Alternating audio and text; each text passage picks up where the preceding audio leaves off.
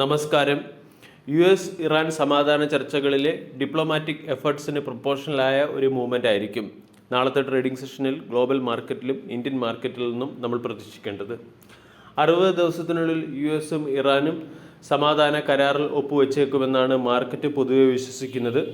അതേസമയം ഇസ്രായേലിനെതിരെ ഹിസ്ബുള്ള നടത്തുന്ന ആക്രമണങ്ങൾ നിർത്തിയില്ല എങ്കിൽ അമേരിക്ക വീണ്ടും മിലിറ്ററി ആക്ഷനിലേക്ക് പോകും എന്നുള്ള ഡൊണാൾഡ് ട്രംപിൻ്റെ സ്റ്റേറ്റ്മെൻറ്റ് സമാധാന ശ്രമങ്ങളിൽ ചില അസ്വാരസ്യങ്ങൾ സൃഷ്ടിക്കുന്നുമുണ്ട്.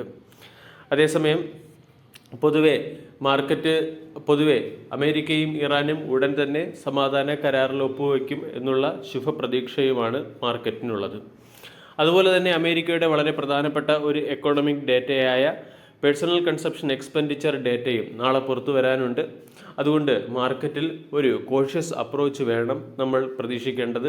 കാരണം ഇൻവെസ്റ്റേഴ്സ് വെയിറ്റ് ആൻഡ് വാച്ച് എന്ന അപ്രോച്ച് ആയിരിക്കും നാളെ മാർക്കറ്റിൽ സ്വീകരിക്കാനുള്ള സാധ്യത. ബ്രന്റ് ക്രൂഡിൻ്റെ വില 2% ഇടിഞ്ഞ് $79 പെർ ബാരൽ എന്ന ലെവലിലേക്ക് എത്തിയത് മാർക്കറ്റിനെ സംബന്ധിക്കുന്ന ഒരു പോസിറ്റീവ് അപ്ഡേറ്റ് ആണ്. ഇത് ഇന്ത്യൻ മാർക്കറ്റിന് അനുകൂലമായ സാഹചര്യങ്ങൾ സൃഷ്ടിക്കുന്നുമുണ്ട്. ഇനി നാളത്തെ ട്രേഡിംഗ് സെഷനിൽ സ്റ്റോക്ക് സ്പെസിഫിക് ആക്ഷൻ വരാൻ സാധ്യതയുള്ള ഒരു സ്റ്റോക്കിനെ കൂടി പരിചയപ്പെടാം. 431 രൂപയ്ക്ക് അടുത്ത് ട്രേഡ് ചെയ്യുന്ന BEL എന്ന സ്റ്റോക്കിനെയാണ് നാളെ ശ്രദ്ധിക്കേണ്ടത്. BEL എന്ന കമ്പനിക്ക് communication equipment, radar, CBRN protection system, avionics തുടങ്ങിയവ സപ്ലൈ ചെയ്യുന്നതിന് വേണ്ടി 1081 കോടി രൂപയുടെ ഓർഡർ ലഭിച്ചതുകൊണ്ടാണ് നാളെ BEL എന്ന സ്റ്റോക്ക് മാർക്കറ്റിൻ്റെ ശ്രദ്ധയാകർഷിക്കുന്നത്. BEL എന്ന കമ്പനിക്ക് മെയ് മാസത്തിൽ 608 കോടി രൂപയുടെ ഓർഡറും ലഭിച്ചിരുന്നു. BEL എന്ന സ്റ്റോക്ക് ഇന്നത്തെ ട്രേഡിംഗ് സെഷനിലും മാർക്കറ്റിൻ്റെ ശ്രദ്ധയാകർഷിച്ചിരുന്നു. അതിന് പിന്നിലെ പ്രധാന കാരണം ഇന്ത്യയിൽ നിന്നും ചില ഡിഫൻസ് എക്യുപ്മെൻറ്റുകൾ പ്രൊക്യൂർ ചെയ്യുന്നതിന് വേണ്ടി ഇന്ത്യ ഗവൺമെൻറ്റുമായി UAE നടത്തുന്ന ചർച്ചകളുടെ പശ്ചാത്തലത്തിലാണ്. പ്രധാനമായും ഓപ്പറേഷൻ സിന്ദൂറിൽ മികച്ച പെർഫോമൻസ് കാഴ്ചവെച്ച ബ്രഹ്മോസ് പോലുള്ള cruise missile system UAE procure ചെയ്യാനുള്ള സാധ്യത അല്ലെങ്കിൽ ഇതുമായി ബന്ധപ്പെട്ട ചർച്ചകൾ പുരോഗമിക്കുകയാണ്.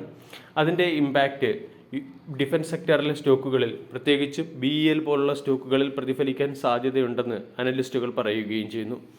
ഇവിടെ ഗൾഫ് രാജ്യങ്ങളൊക്കെ അവരുടെ മിലിറ്ററി എക്യുപ്മെൻറ്റ് പ്രൊക്യൂർമെൻറ്റ് അല്ലെങ്കിൽ മിലിറ്ററി എക്സ്പെൻഡിച്ചർ പ്രോഗ്രാമുകൾ വർദ്ധിപ്പിക്കുകയാണ്. പ്രത്യേകിച്ച് മിഡിൽ ഈസ്റ്റിൽ ഉണ്ടായിരിക്കുന്ന ക്രൈസിസും സ്ട്രൈറ്റ് ഓഫ് ഹോർമൂസ് പോലുള്ള ഏരിയ പ്രൊട്ടക്റ്റ് ചെയ്യേണ്ടതിൻ്റെ ആവശ്യവും വർദ്ധിക്കുന്ന ഈ സാഹചര്യത്തിൽ UAE തന്നെ സൗത്ത് കൊറിയയിൽ നിന്നും ഏകദേശം $35 ബില്യൺ ഡിഫൻസ് എക്യുപ്മെൻറ്റ് പ്രൊക്യൂർ ചെയ്യുന്നതിന് വേണ്ടി ഒരു ഡീലിൽ ഒപ്പുവയ്ക്കുകയും ചെയ്തിട്ടുണ്ട്. ഇനി ഇന്ത്യയിലെ ഡിഫൻസ് സെക്ടറിലും വളരെ വലിയ ഗ്രോത്ത് തന്നെയാണ് നടക്കുന്നത്. ഇന്ത്യയുടെ ആനുവൽ ഡിഫൻസ് പ്രൊഡക്ഷൻ 15.4% വർദ്ധിച്ച് 1.78 ലക്ഷം കോടി എന്ന റെക്കോർഡ് ഹൈയിലേക്ക് എത്തുകയും ചെയ്തു. 2020 ഫിനാൻഷ്യൽ ഇയറുമായി താരതമ്യപ്പെടുത്തുമ്പോൾ ഡിഫൻസ് പ്രൊഡക്ഷനിൽ 125% വർധനവാണ് വന്നിരിക്കുന്നത്. ഡിഫൻസ് പ്രൊഡക്ഷൻ വർദ്ധിക്കുന്നതനുസരിച്ച് ഡൊമസ്റ്റിക് ഡിഫൻസ് കമ്പനികൾക്ക് മികച്ച എക്സ്പോർട്ടിംഗ് പ്ലാറ്റ്ഫോം ലഭിക്കുകയും ചെയ്യുന്നു. ഇത് ഇന്ത്യയുടെ ഡിഫൻസ് എക്സ്പോർട്ട് 2025 ഫിനാൻഷ്യൽ ഇയറിൽ നിന്നും 63% വർദ്ധിച്ച് 23,622 കോടിയിൽ നിന്നും 38,400 കോടിയിലേക്ക് ഉയരുന്നതിന് പിന്നിൽ ഒരു പ്രധാന പങ്ക് വഹിക്കുകയും ചെയ്തു. BEL എന്ന സ്റ്റോക്ക് മികച്ച പെർഫോമൻസ് കാഴ്ചവെച്ച ഒരു ഡിഫൻസ് സെക്ടറിലെ സ്റ്റോക്കാണ്. 2023-24 വർഷങ്ങളിൽ കമ്പനിയുടെ പെർഫോമൻസ് മികച്ചതായിരുന്നു.